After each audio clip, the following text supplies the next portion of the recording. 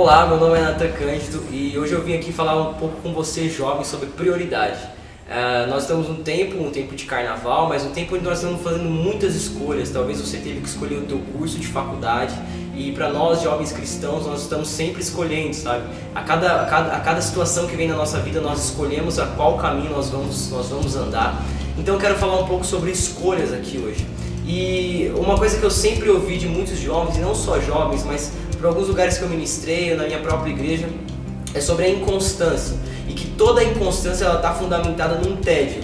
A maioria das vezes eu via que ou a pessoa estava entediada com a programação da igreja dela, ou essa pessoa estava entediada com a sua própria rotina. E eu comecei a me perguntar, mas como que a gente consegue se ficar entediado? Isso foi numa época que eu estava muito firme com Jesus, até que teve uma época que sim, eu fiquei entediado. E eu me vi num lugar onde eu precisava fazer alguma coisa, sabe? Eu não podia simplesmente cruzar os meus braços, continuar no meu tédio, na minha rotina, porque aquilo não ia me acrescentar nada. E foi quando eu comecei a orar para Deus e pedir: Pai, eu preciso te conhecer de uma forma ampla, muito maior do que as 4 paredes da igreja pode me oferecer, muito maior do que a minha rotina e aquilo que eu já estou acostumado pode me oferecer. E a minha oração foi exatamente: Deus, eu quero te ver em lugares que eu não consigo te ver hoje. E essa foi a minha prioridade, eu preciso conhecer mais a Deus. E essa prioridade fez com que eu deixasse outras coisas de lado, sabe?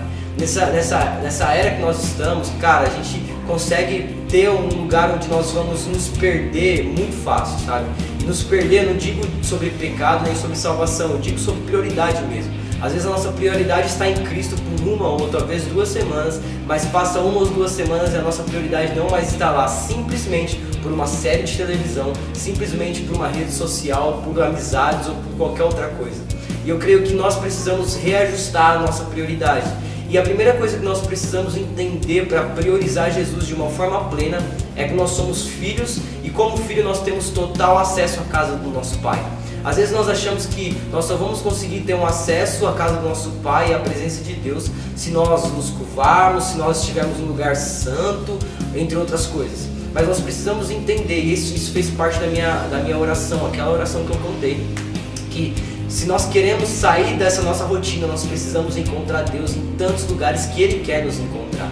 Eu comecei a encontrar Deus, por exemplo, numa festa onde meu amigo estava completando aniversário.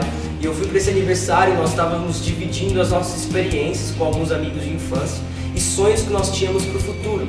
E naquele simples compartilhar eu consegui sentir a presença de Deus e ver Deus se movendo naquela conversa, porque enquanto eu falava dos meus sonhos, eu via amigo meu emocionado, eu vi uma amiga minha chorando e querendo fazer parte disso comigo. E isso foi tão lindo porque eu consegui enxergar Deus muito além do que eu enxergava antes. Eu creio que nós só vamos sair desse tédio ou dessa rotina quando nós queremos sair dela. Sabe? Então é um posicionamento que parte de nós como filhos de Deus, entendendo que Ele está em nós e entre nós como corpo a todo instante e nós podemos buscá-lo a todo instante. A segunda coisa que nós precisamos entender é que a gente vai ser só completamente satisfeito quando nós entendermos o nosso chamado. Às vezes nós estamos por aí perambulando porque nós não entendemos ainda para que nós fomos criados. E uma coisa é fato, que nós fomos criados sim para adorar a Deus, nós fomos criados para levar o Evangelho, mas existe algo tão específico de Deus para você, e esse algo tão específico você só vai saber numa intimidade com Ele no teu lugar secreto, sabe? Ele vai te falar o que você nasceu para ser feito, Ele vai te falar o porquê que você foi criado. E quando eu entendi o meu chamado de uma forma plena, todas as outras coisas meio que pararam de fazer sentido quando elas atrapalhavam aquilo que eu tinha que fazer.